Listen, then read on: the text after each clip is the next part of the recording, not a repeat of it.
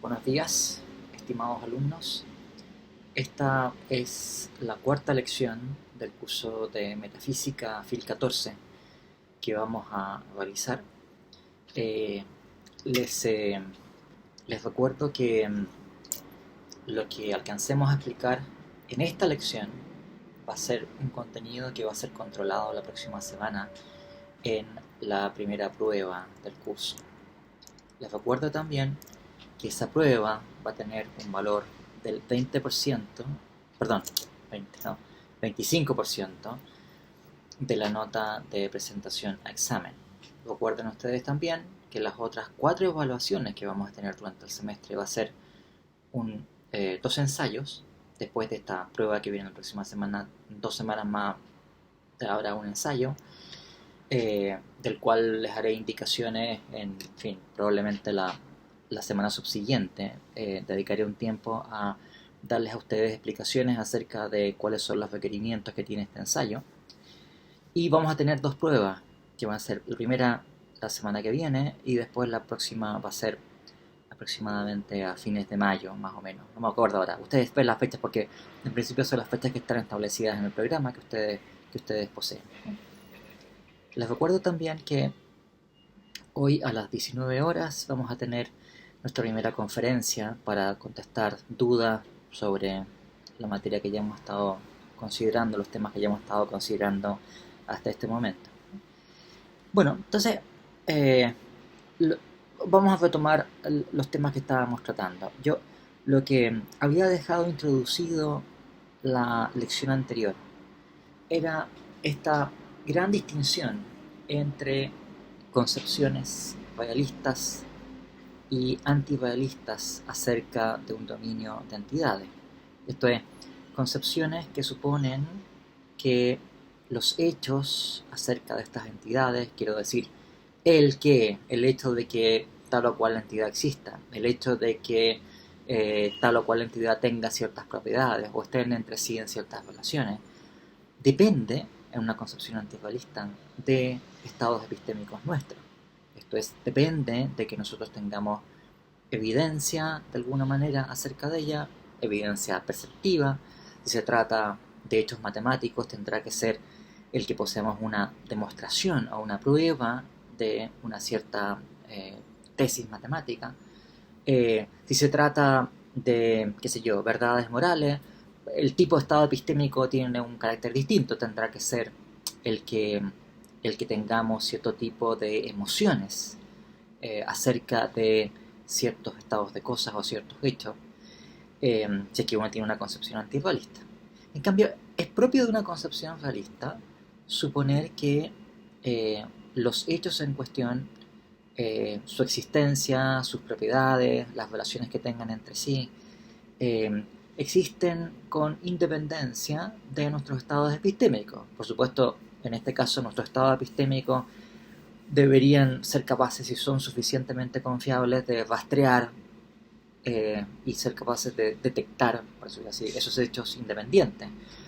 Eh, pero no tienen una función constitutiva de esos hechos. En cambio, en una concepción antirrealista, los estados epistémicos son estados epistémicos que tienen una función constitutiva de los hechos. Esto es que la realidad de la cual estamos tratando es una realidad que, al menos en parte, a lo mejor no completamente, pero al menos en parte, está conformada, determinada ontológicamente por estados epistémicos. Si ustedes recuerdan lo que estábamos hablando en la lección 2 acerca de formas de estructuración ontológica, claro, normalmente lo que sucede en la concepción antirrealista es que se está pensando que hay un tipo de estructuración ontológica, una estructuración ontológica en donde la realidad, por decirlo así, de la cual se trate, es una realidad que es ontológicamente derivativa respecto de nuestros estados epistémicos, ya sea porque depende de su estado epistémico, a lo mejor también depende de otras cosas, o ya sea porque está fundada en esos estados epistémicos. Eso va a ser variable y va a depender naturalmente del tipo de concepción del cual estemos hablando. Bueno, yo también estaba colocando la última lección, algunos casos donde se puede apreciar la diferencia entre una posición y otra. Entonces, en un tipo de posición, por ejemplo, consideramos el ejemplo de la conjetura de Goldbach cuando se trata de antirrealismo sobre las matemáticas, lo que se conoce como intuicionismo matemático. Bueno, ustedes pueden ver ahí que para un antirrealista la extensión de los hechos matemáticos no puede exceder el alcance de nuestras capacidades epistémicas para tener cierto tipo de estados por los cuales llegamos a enterarnos de ciertas cosas. Porque esos estados epistémicos son constitutivos del dominio en cuestión. Por eso es que, por definición, no puede haber hechos que excedan el alcance de esos estados epistémicos. Cosa que no sucede en el caso de una concepción antirrealista. En el caso de una concepción antirrealista, nuestros estados epistémicos tratan de alcanzar, detectar correctamente o confiablemente cuáles son esos hechos, pero perfectamente podrían ser incapaces de hacerlo.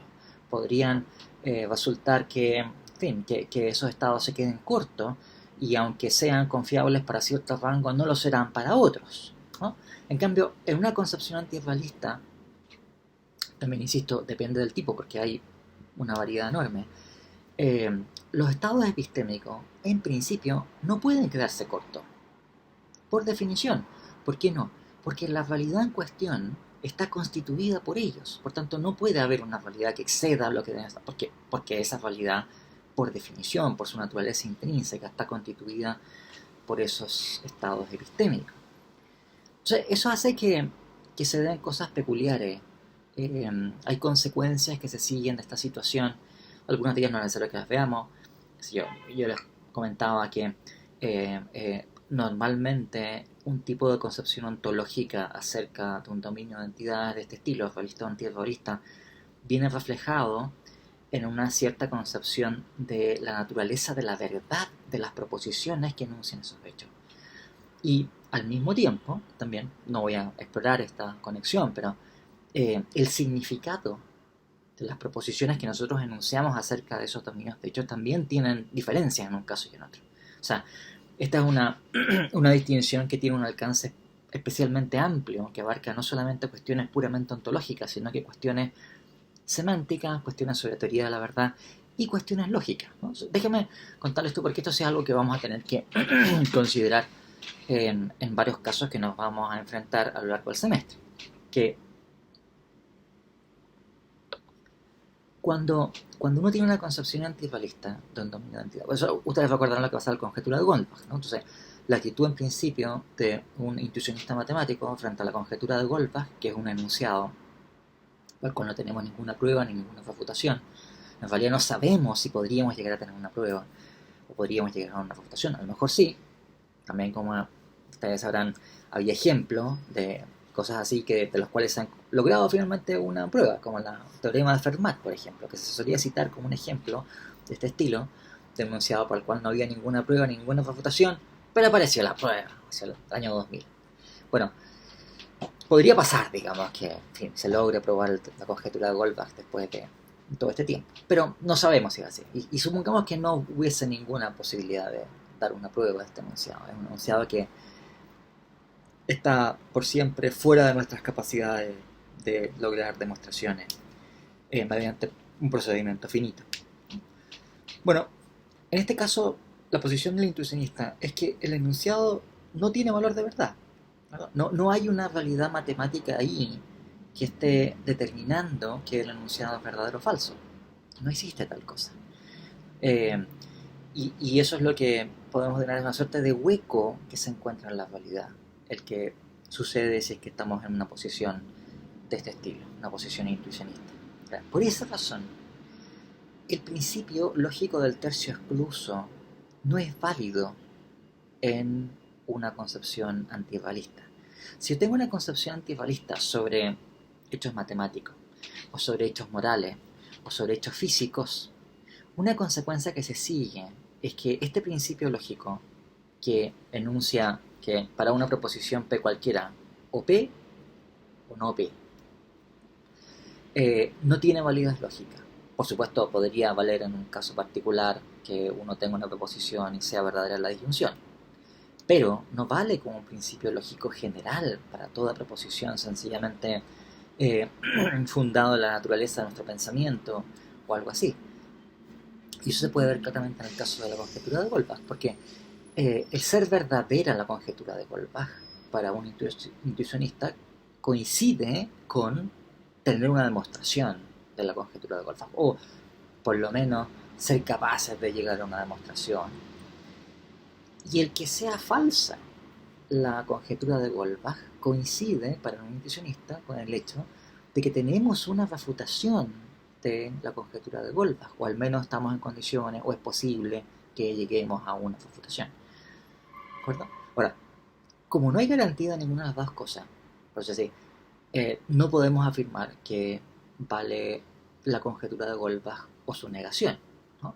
O si ustedes quieren, cuando uno está postulando el principio de tercio excluso y uno es un antirrealista, lo que uno está diciendo es que para toda proposición cualquiera, o bien tendremos una prueba o verificación de la proposición, o bien tendremos una prueba o una demostración de que la proposición es determinadamente falsa. Y claro, afirmar eso de manera general sería como afirmar omnisciencia, ¿no? Por supuesto, Dios puede, en fin, pasa eso, para una proposición cualquiera conoce automáticamente su valor de verdad.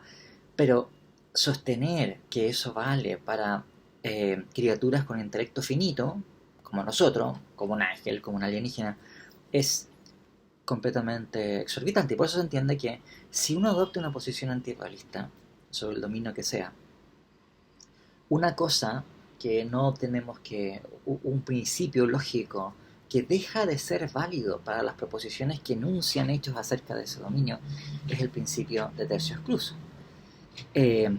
No confundan el principio de tercio excluso con el principio de no contradicción. El principio de no contradicción es que no puede darse que una proposición sea verdadera y falsa al mismo tiempo.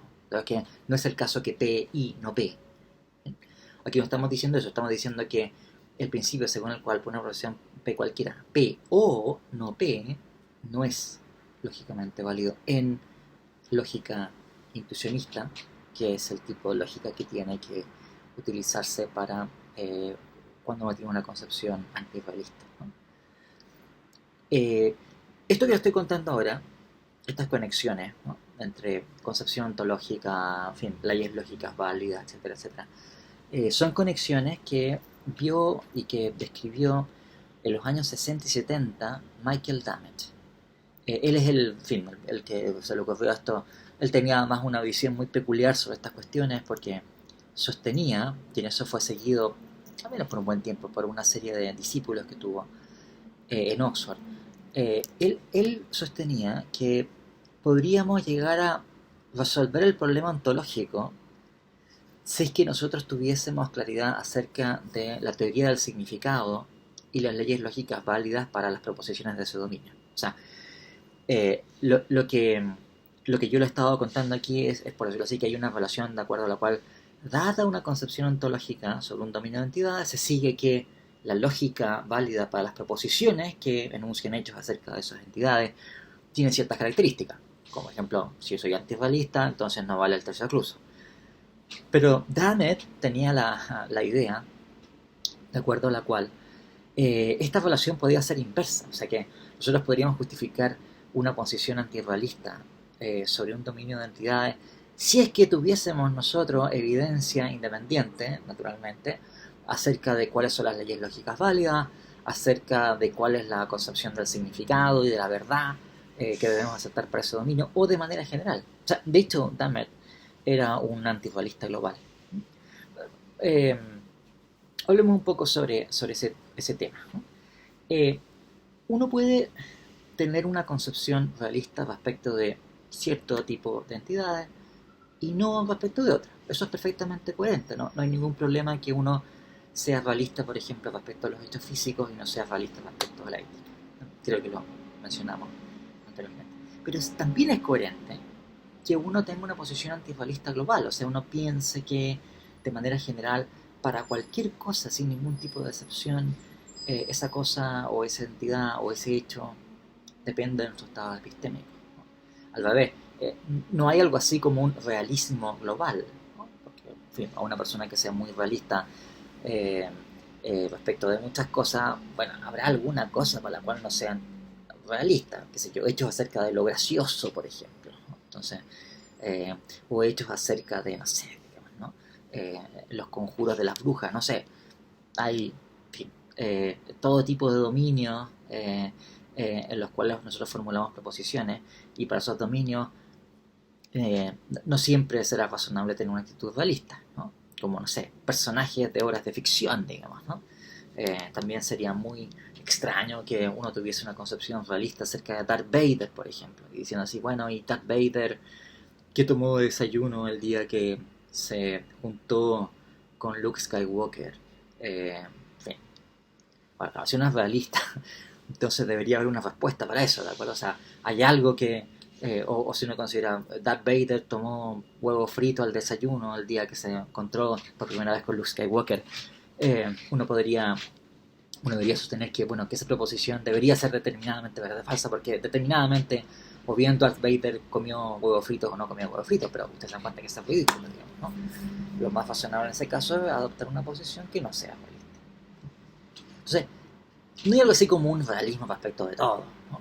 Pero sí hay un antirrealismo global que es un antirrealismo respecto de todo, ¿no? Ahora, yo me extiendo en estas explicaciones aquí eh, debido a una cuestión particular, y es que muchas veces, y yo no sé exactamente cuál sea la situación en la cual se encuentren ustedes, pero eh, me parece que ahora no es tan notorio como en años anteriores, yo decía hace 5 años atrás o algo así, eh, que muchas veces la gente se enfrenta a las cuestiones de metafísica, viene a tratar de comprender los problemas que estamos o que vamos a discutir en un curso de metafísica, asumiendo una posición antirrealista como una posición por defecto, ¿ya?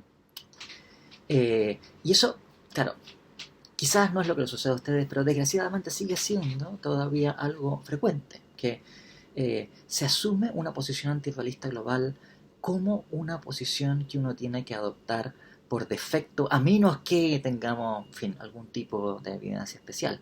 Y claro, si uno llega con ese preconcepto a considerar las discusiones que vamos a estar teniendo acerca de modalidad, causalidad, en fin, si tuviéramos problemas de metafísica de propiedades, por ejemplo, y de objetos particulares, etcétera, ¿no? Eh, eh, hace muy difícil entender la naturaleza de los debates.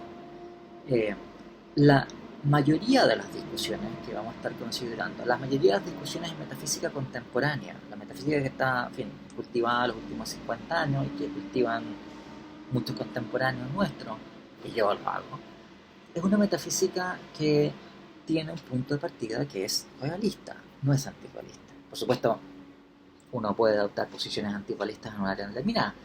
Más adelante vamos a ver, por ejemplo, que algunos filósofos en temas de modalidad se han visto inclinados a adoptar una posición antirrealista respecto a los hechos modales, ¿no?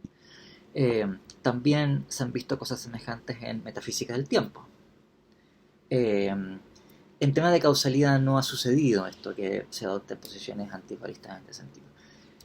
Hay posiciones reductivistas de la causalidad respecto a otras cosas, pero no ha habido posiciones antirrealistas, que yo sepa, digamos, ¿no? Pero claro, vamos a ver que casi en cualquier área de discusión, una alternativa sistemática siempre es una posición antirrealista respecto de ese tipo de cuestiones que estemos considerando, ¿no? Ahora, ¿qué es lo que sucede con el antirrealismo global? Entonces, ha habido una serie de posiciones eh, que se han estado defendiendo básicamente los últimos 2 siglos, eh, en donde posiciones antirrealistas globales han ganado prevalencia e importancia eh, por una serie de motivos, que creo que son básicamente motivos históricos. Y eso hace entonces que todavía muchos filósofos estén asumiendo como digo, un punto de partida prácticamente, como la posición a la cual filosóficamente nosotros que debemos adoptar, a menos que uno tenga, no sé, digamos, ciertas razones especiales en contrario para adoptar una posición que es distinta. Cosa que, como les voy a contar, la situación es exactamente la inversa. O sea, es más bien, a menos que haya una cosa en contrario. Uno tiene que asumir que la posición que tenemos que adoptar acerca del mundo en general es una posición realista, no una posición antirrealista. Eh, ¿Cuáles son las causas que llevan a esto? O sea, ¿por qué razón pasa eso y cuáles son el tipo de posición antirrealista a la cual, a ver, probablemente ustedes ya han estado expuestos, o si no han estado expuestos, van a estar expuestos, o sea, lo van a ustedes a constatar, digamos, ¿no? En distintos tipos de cosas, o si no, lo van a ver ustedes reflejado en cosas que se encuentran en la cultura popular, digamos, ¿no? En la folk culture, o lo que sea, ¿no? Porque ustedes, en fin, se irán dando cuenta que con las cosas en filosofía, y en metafísica en particular, sucede esto que hay una especie como de rezago, ¿de acuerdo? En fin, algo así como las cosas que los filósofos están discutiendo entre ellos, entre cuatro locos, digamos, un siglo después, son cosas que impactan fuertemente a la cultura como un todo, ¿no? Eh, Algo así como, no sé, como una analogía con el coronavirus, así como, bueno, en fin, llega un coronavirus y uno encuentra algún caso de coronavirus. Claro, uno sabe que eso después de un tiempo, aunque es un caso, puede ser un problema gigante social en donde colapsan los sistemas de salud y hay miles de muertos, etcétera, etcétera. Bueno, algo así pasa con las ideas filosóficas. Entonces, la idea en un filósofo tiene una virtud multiplicadora, podría no tenerla, pero en algunos casos sí tiene esa virtud multiplicadora. Hay una especie como de virus, digamos, que se mete al sistema y que puede causar efectos a largo plazo que no son visibles inicialmente, porque en fin, es una idea loca que se le ocurre a un tipo. Digamos.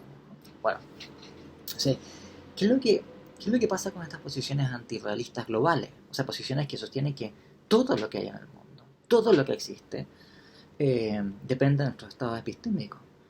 Que eh, en algún momento histórico eh, se pensó que esta era la manera de enfrentar los desafíos escépticos.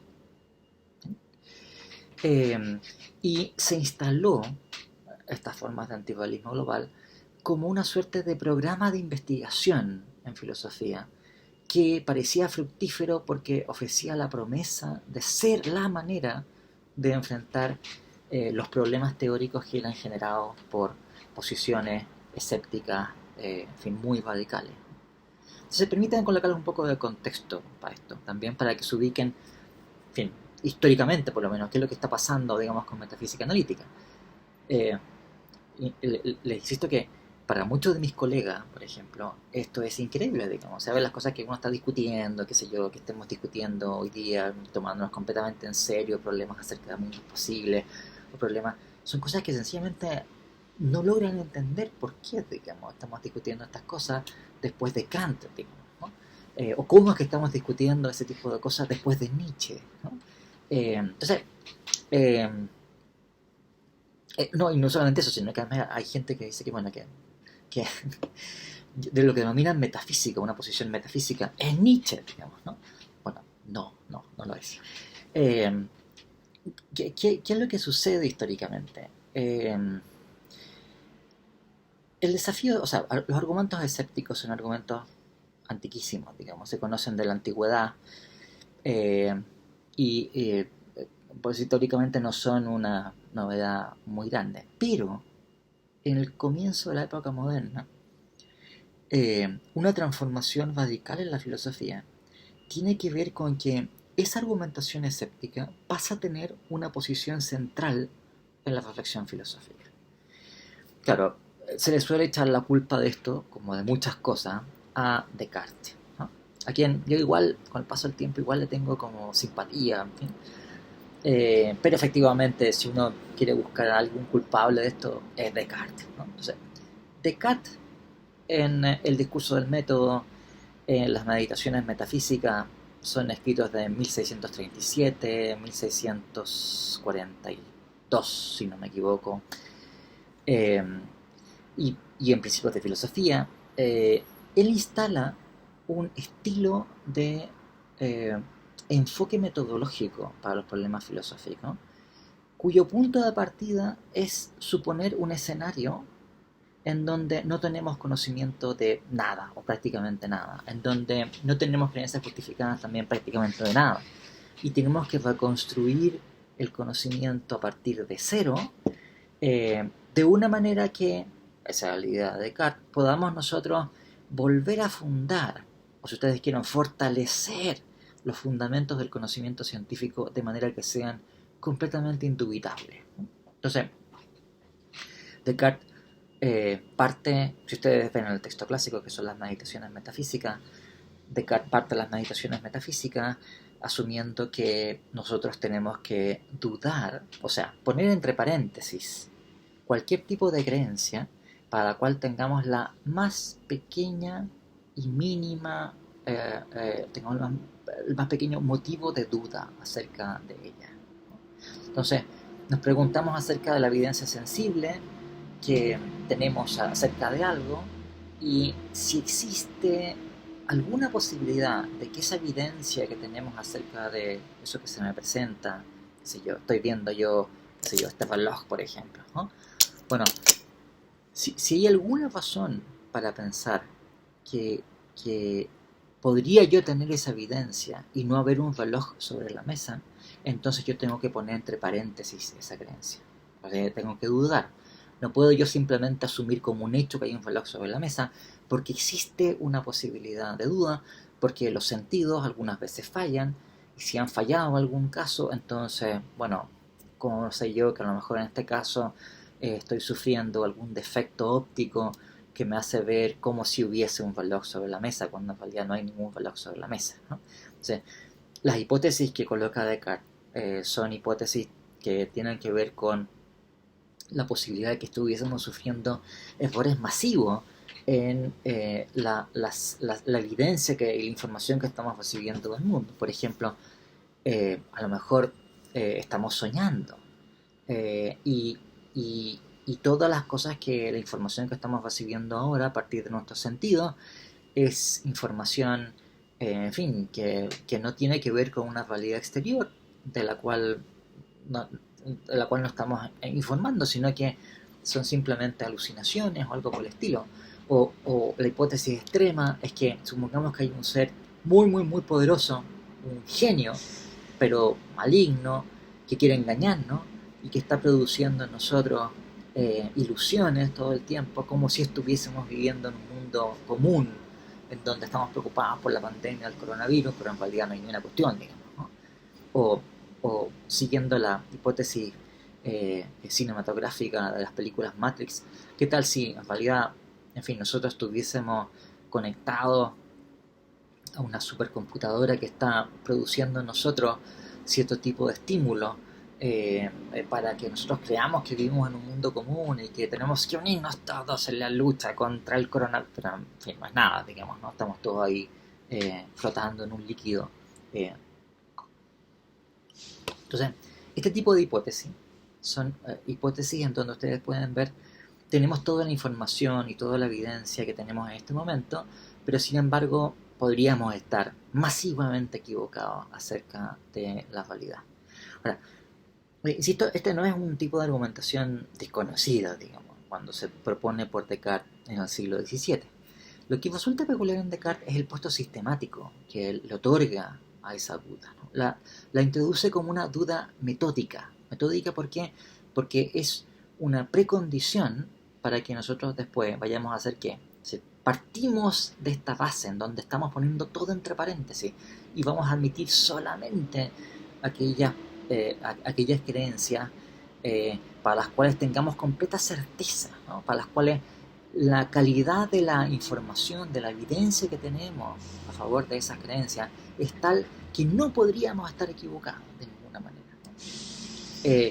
Ustedes seguramente sabrán, ¿no?, esto de que la primera evidencia que propone Descartes y que cumple con esta condición es la evidencia según la cual, bueno, si yo estoy dudando, si yo estoy considerando acerca de si es verdad o no que hay un reloj sobre la mesa, entonces yo tengo que existir.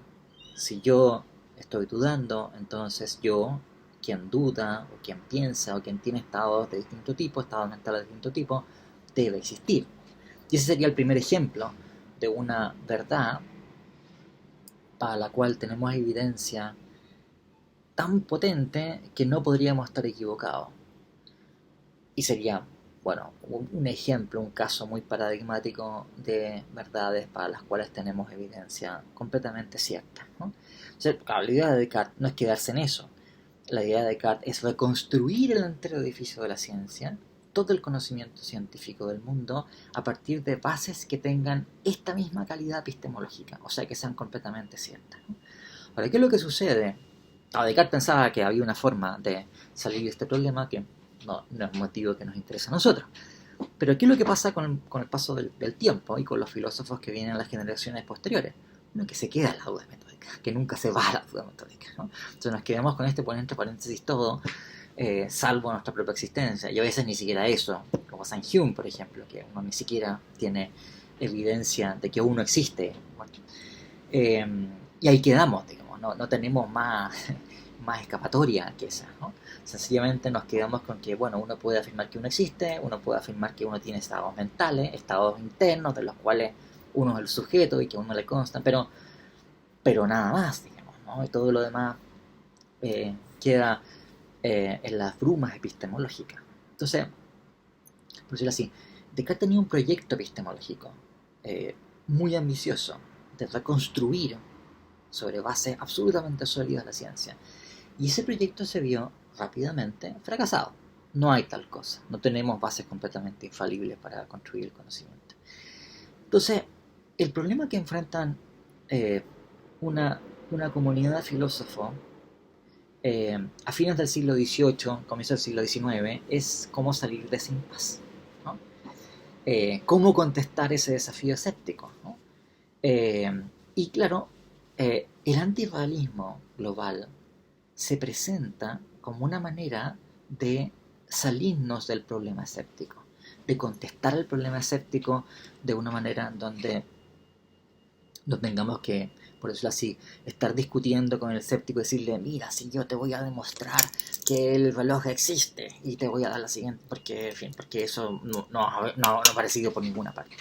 No hemos tenido ninguna manera de mostrar evidencia que tenga ese estándar epistemológico, que sea absolutamente infalible, en virtud del cual nosotros podemos justificar que existe el reloj, excluyendo las posibilidades de un genio maligno, de un consorcio de brujas, de, no sé, ¿no? Un sindicato de duendes, que, en fin, la Matrix o lo que sea, ¿no? Si se trata de considerar hipótesis de estilo, no hay nada prueba de hipótesis de ese tenor. Eh, entonces, eh, lo, que, lo que sucede con el antirrealismo es que ofrece una manera de resolver esa, o si ustedes quieren más que resolver, de disolver el problema escéptico. Porque claro, si yo estoy bajo la dificultad de que no tengo cómo justificar al escéptico que existe este reloj, una manera de calmar la duda escéptica, decirle, viejo, cálmate, no hay problema realmente, porque el reloj realmente no es más que nuestros estados perceptivos. Claro. Entonces, ven ustedes, el problema del escéptico es, ¿cómo sé yo que los estados perceptivos que tengo, estados internos, en que me parece como si hubiera un reloj, realmente han sido causados y me entregan información sobre un reloj realmente existente con independencia de mí, ¿no? ¿Cuál es la solución del antirrealista? Decirle, no, viejo, no hay ningún problema, porque no hay ningún reloj independiente de mí, ¿verdad? Eh, Se acabó el problema escéptico, ¿no? No tenemos ningún problema. O sea, el escéptico está diciendo, a lo mejor es posible que estemos radicalmente equivocados acerca de cómo está constituido el mundo. Respuesta del antirrealista. No, tranquilo, cálmate. El mundo no puede estar completamente disociado de nuestro estado epistémico. ¿Por qué? Porque el mundo está constituido por esos estados epistémicos. Se acabó el problema escéptico. Entonces, eh, históricamente, una gran motivación, no quiero decir que sea la única, pero una gran motivación que fue, que llevó a que los filósofos se vieran inclinados a adoptar posiciones antirrealistas globales, ¿no? Y esto que no es única, o sea, hay una enorme variedad aquí de alternativas, eh, ha tenido que ver con la manera de enfrentar el desafío escéptico. Y se enfrenta como un programa de investigación.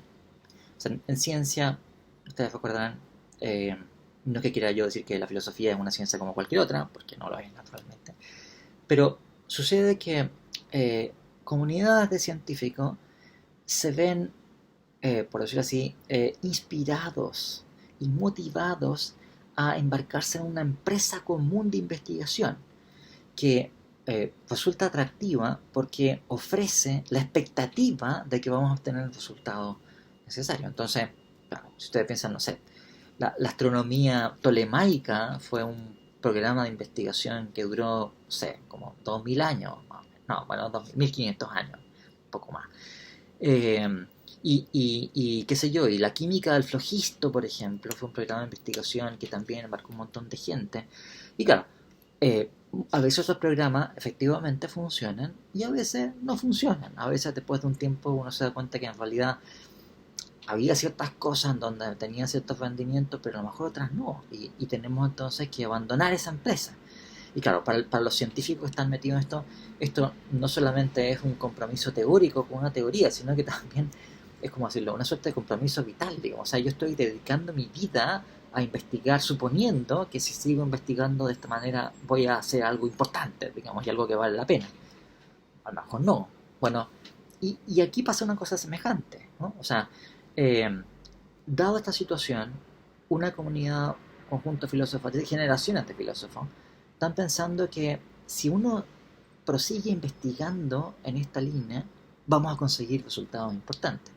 Y buena parte del atractivo de esta posición antiegoísta global es precisamente eso, el presentarse como un programa de investigación atractivo que ofrece la expectativa de que conseguiremos resultados interesantes, ¿no? Después de como 200 años, yo creo que ya no funcionó esta cuestión, ¿no? Sí, hay varios amigos míos que todavía no quieren aceptar esto, pero yo sé que es duro, ¿cachai? Es súper duro, pero bueno. Eh, entonces se presenta como un programa de investigación, ¿no? Y claro, hay distintas alternativas que uno puede considerar dentro del antifascismo global. eh, el tipo de antifascismo global del cual estamos tratando es un tipo de antifascismo global que va a variar según sea el tipo de estado epistémico al cual nos estemos refiriendo. O sea, podemos tener formas de antifascismo que postulen estados epistémicos muy fuertes o muy débiles, etcétera. Y por eso, bueno, pues en principio hay un número indefinido de posibles formas de antifascismo según las formas de estado epistémico que estemos nosotros poniendo como aquello que eh, efectúa la constitución de la realidad. Voy a plantearles primero que nada un caso que es el caso como más extremo, ¿no? Posiblemente sea el más extremo pues, de la forma más extrema de antifascismo, que son las distintas formas de relativismo. Relativismo cultural, o relativismo individual, o relativismo histórico, en fin, también hay un montón de posiciones, ¿no? Ahora, ¿qué es lo que denominamos una posición relativista? Una posición en donde, en su caso extremo, eh, algo es el caso, o la realidad está constituida por las creencias que tenga un sujeto acerca de esas entidades, ¿no? Algo así, por todo lo que sabemos, es lo que sostenía el sofista Protágoras cuando decía que el hombre es la medida de todas las cosas, ¿no? Bueno, esta posición relativista es una forma de antifascismo, una forma muy extrema de antifascismo, porque la idea sería que el estado epistémico o el tipo de estado epistémico que constituye la realidad es simplemente el que alguien crea que las cosas son de cierta manera. Así como, bueno, si yo creo qué sé yo, que el coronavirus va a desaparecer mañana eh, abruptamente, entonces va a desaparecer mañana abruptamente. O si yo creo que no sé, matar es malo, entonces matar es malo. Y si yo creo que matar es bueno, etcétera, ¿no? Es una forma extremadamente extrema de antirrealismo. Y ya Platón en el diálogo Teteto, no sé si tengan que estudiarlo, probablemente sí, vale la pena ese diálogo. Además ofreció hace mucho tiempo ya una refutación. Lo que yo les cuento es simplemente algo que ya vio Platón hace mucho tiempo, ¿no? Acerca de esto. No, es una posición esta forma de antirrealismo, una posición muy inestable, ¿no? Por ser autorrefutante. O sea, tenemos aquí un caso de un tipo de oposición filosófica que tiene tal naturaleza que si es verdadera, entonces es falsa, lo cual implica que es necesariamente falsa, ¿no? Eh, ¿Por qué? Bueno, consideren ustedes qué es lo que está diciendo un relativista. El relativista está diciendo que para una proposición cualquiera, una proposición, vamos a decir la P, ¿de acuerdo? Por ser una variable, P es verdadera si solo si hay algún sujeto, uno u otro, que cree que P, ¿ya? Porque, insisto, el estado epistémico, la cualidad del estado epistémico es extremadamente débil, es simplemente creer que las cosas son de cierta manera. Bueno, este principio que yo he enunciado, P es verdadero sí, solo si hay al menos un sujeto que cree que P, es un principio que vale para cualquier proposición, porque aquello es aquello en lo cual consiste la naturaleza de la realidad últimamente, algo que está proyectado por nuestras opiniones. Y si es así, entonces este principio relativista también está sujeto al principio relativista. Bueno, si vale para todo, naturalmente tiene que valer para una proposición que dice que para todo P es verdadero si solo si alguien cree que P, ¿no es cierto? Eso vale para lo que sea, tiene que valer también respecto al principio relativista. Y si es así, entonces el principio relativista es verdadero si solo si alguien cree que el principio relativista es verdadero. Por las mismas razones, el principio relativista es falso si alguien cree que es falso. Esto es aplicación del principio relativista al principio relativista, ¿de acuerdo? Y es lo que acaba de esperarse es que el principio relativista es verdadero, ¿de acuerdo? Si el principio relativista tiene que tener validez, entre otras cosas, para el principio relativista. Y si es así, bueno, el principio relativista va a ser falso si al menos alguien cree que es falso. Y yo creo que es falso. Eso es todo. Claro, ustedes podrán tal vez pensar, decir, bueno, pero ¿no sería posible sostener algo así como que el principio relativista vale para todas las proposiciones, menos para el principio relativista? Bueno, si uno fuese a sostener una cosa así, ¿de acuerdo? O sea, tratase de bloquear este problema de que el principio relativista se aplica al principio relativista, tendría que haber alguna razón para hacerlo, ¿no? O sea, no puede ser porque sí, digamos, wow, es decir, no podría ser que el principio relativista no se aplique al principio relativista porque de otra manera el principio relativista sería falso, ¿de acuerdo? Entonces tiene que haber una justificación independiente para eso. No hay ninguna justificación independiente para hacer esa diferenciación, ¿no? No existe. O sea, a alguien se le podría ocurrir, digamos, pero al momento no ha aparecido ninguna. Y y si es así, entonces tenemos el problema. El principio relativista va a ser falso si alguien cree que es falso. Bueno, yo creo que es falso. Y eso es, ¿no? O sea, un principio que implica su propia falsedad. ¿Verdad? Y cuando tenemos una posición que implica su propia falsedad, estamos hablando de una posición que denominamos autorrefutante. O sea, que se refuta a sí misma por el simple hecho de suponer que fuese verdadera. Y el relativismo, desgraciadamente, tiene esa característica, ¿no? Ahora, hay distintas formas de relativismo. O sea, el ejemplo que yo les puse es una forma de antirrealismo, de relativismo, en donde la realidad depende de las opiniones de cualquier sujeto, ¿de acuerdo? Cualquier patipelado es suficiente para generar el mundo y para determinar hechos acerca de las galaxias y la extensión de la epidemia del coronavirus. Pero, claro, en general los relativistas adoptan posiciones, por lo general, un poco más sofisticadas, en donde, por ejemplo, el tipo de estado epistémico que determina la realidad no es la opinión de cualquier sujeto individual, sino que, por ejemplo, la opinión de una cultura completa, como quiera que vayamos a especificar lo que sea una cultura, o la opinión de la mayoría de los miembros de una cultura, o a lo mejor no la mayoría numérica, pero por decirlo así, la opinión mayoritaria de las personas que tienen mayor incidencia e impacto cultural en formar las opiniones generalizadas de la población en esa cultura, o algo por el estilo.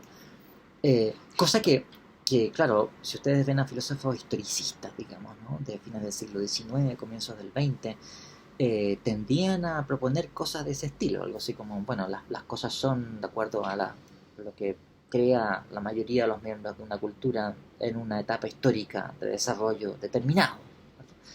Eh, y si ese desarrollo varía, entonces naturalmente, en fin, qué es lo que sea la validad también van a ir variando. Ya noten ustedes que lo que suele pasar aquí es que cuando alguien comienza a hablar en esos términos, en realidad lo que está pensando no es que la validad cambie, porque realmente es muy brutal, digamos, sino que lo que está diciendo es así como la opinión que tiene la gente, las creencias generalmente aceptadas en una cultura, en un tiempo histórico, va variando. Y eso, por supuesto, que es así. Ahora, sostener una posición eh, antirrealista global, relativista, no solamente implica que las creencias de la gente van variando, sino que lo que indican es que la realidad misma va variando porque está determinada por esas creencias, ¿no?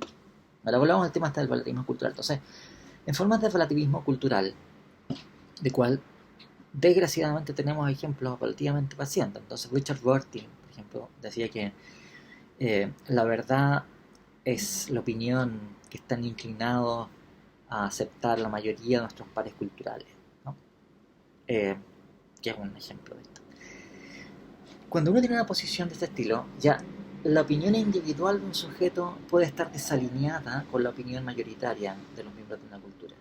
Entonces, claro, no, yo puedo estar equivocado, por decirlo así. Yo puedo creer que P y en realidad la mayoría de los miembros de mi cultura piensa que no P, y en ese caso, por decirlo así, gana la mayoría de los miembros de mi cultura. Es no P la realidad.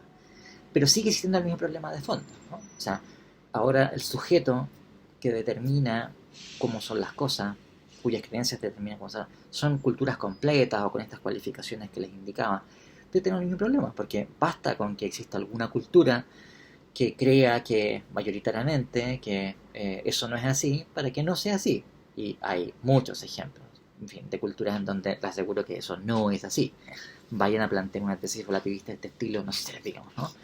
A la sociedad islámica del siglo, no sé, décimo, ¿no? Vayan ahí a, no sé, a Bagdad, al califato abasida, a plantearles una cosa así, ¿no? En fin, claramente hay muchas culturas o sea, pienso yo, nuestra cultura tampoco acepta eso. A nadie le pasaría por la cabeza decir que, bueno, total, estamos preocupados por el coronavirus, entonces la manera de solventar esto es que tenemos que cambiar la cultura, ya que es una construcción cultural. Es más, no sé si es sabido, no voy a decir quién, pero es sabido de que algunas personas que han salido diciendo eso, que el coronavirus es una construcción cultural. Un invento de nuestros discursos y cosas así. Bueno, claro, si uno sostuviese una tesis relativista cultural, sería súper fácil resolver el problema del coronavirus. Basta simplemente con que digamos, atención todos nosotros, tenemos que comenzar a creer mañana de que el coronavirus no existe y tenemos que esforzarnos para cambiar nuestras creencias sobre el coronavirus. Entonces nos ponemos todos de acuerdo en todo el mundo, si hacemos una cadena de cambio doxástico y entonces decimos, bueno, mañana vamos a todos a creer que el coronavirus no existe. Y nos ponemos todos de acuerdo, hacemos el consorcio mundial llamado por la OMS y las Naciones Unidas y con el consorcio todos los gobiernos del mundo y todos los medios de comunicación. Y entonces el coronavirus no va a existir. Porque si yo soy relativista, la validad de un dominio de entidad está constituido por los estados epistémicos. Si nuestras creencias son las que constituyen la realidad, entonces basta con que todo, pues si tengamos el cambio de creencia de que el coronavirus no existe, y el coronavirus no va a existir, señores. Van a dejar de haber muertos y no va a haber gente infectada y vamos a tener que, podremos seguir nuestra vida alegremente porque no vamos a correr ningún riesgo, ¿no? Eh, bueno, eso es relativismo, ¿ya? Eh, o en fin, ya, este es el último ejemplo que les coloco para contarles también porque esta posición es autorrefutante, ¿no? Eh, claro, si uno es relativista cultural, lo que uno está sosteniendo es que la realidad está constituida por nuestros estados epistémicos, ¿no? O sea, la típica idea de decir, bueno, eh, la verdad acerca de algo está determinada por cuáles son las creencias predominantes en una cultura en un tiempo determinado. Entonces, piensen ustedes que, claro, si vamos al siglo XIII, la opinión aceptada por la unanimidad de todos los sabios, digamos, toda la gente que entiende, que cacha algo del mundo, digamos, que tiene un tipo de formación científica, filosófica, de cierta sofisticación, es que la Tierra se encuentra en el centro del universo y que todos los cuerpos celestes se encuentran girando en órbitas circulares perfectamente uniformes en torno, en órbita concéntrica con la Tierra que se encuentra en el centro.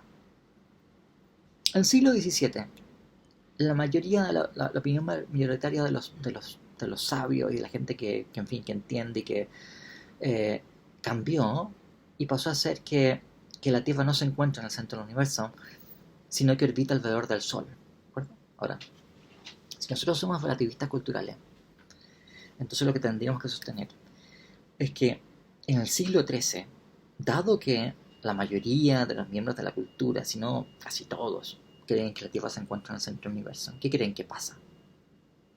No es simplemente que creen que la Tierra se encuentra en el centro del universo cuando la Tierra no se encuentra en el centro del universo. No. Si soy relativista cultural, es que la Tierra está en el centro del universo, ¿de acuerdo? O sea, insisto, no es simplemente una cuestión de que creemos la mayoría de las paraculturas de la Tierra están en el centro del universo. No, la Tierra está en el centro del universo. Y cuando pasa el tiempo, y aparece Copérnico y Galileo, y tiene triunfo la revolución científica en el siglo XVII, cambian nuestras opiniones acerca del mundo, y ahora pensamos que la Tierra orbita alrededor del Sol. ¿Y qué es lo que sucede ahí? Si es que soy relativista cultural, que la Tierra, que estaba en el centro del universo, se produce una catástrofe, un cataclismo en los cielos, y la Tierra es arrancada de su sitial, el centro del universo, es arrojada y comienza entonces a rotar en órbitas elípticas alrededor del Sol. Y eso simplemente por nuestros cambios de creencia. Ahora sí, como nuestras creencias entonces son las que constituyen los hechos astronómicos, entre otras cosas. Bueno, bien, vamos a seguir esto en las siguientes lecciones. Con eso quiero contarles más que esta es una forma de antirrealismo, pero una forma, como ustedes pueden ver, bastante brutal de antirrealismo. Las distintas formas de relativismo cultural o relativismo histórico. Bien, vamos a tener, va a entrar en la prueba de la próxima semana solamente hasta lo que alcancemos a explicar hoy día, o sea, esto, ¿no? Y les recuerdo nuevamente de nuestra primera conferencia. Y eso es todo por hoy. Adiós.